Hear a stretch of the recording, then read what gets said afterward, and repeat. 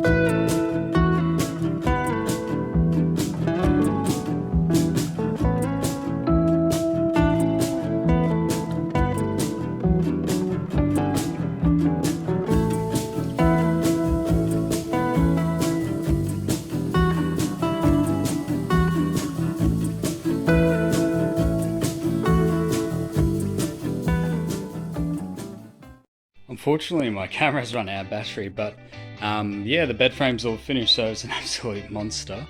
But yeah, so I've just dressed the sides with this spotted gun and just gone over it with some Cedar's furniture polish. So yeah, there you go. And you see here I've got like 3 pieces to make this end bit. And they'll look pretty nice with the mattress on it and everything like that. The Michael Bay shaky cam going on here.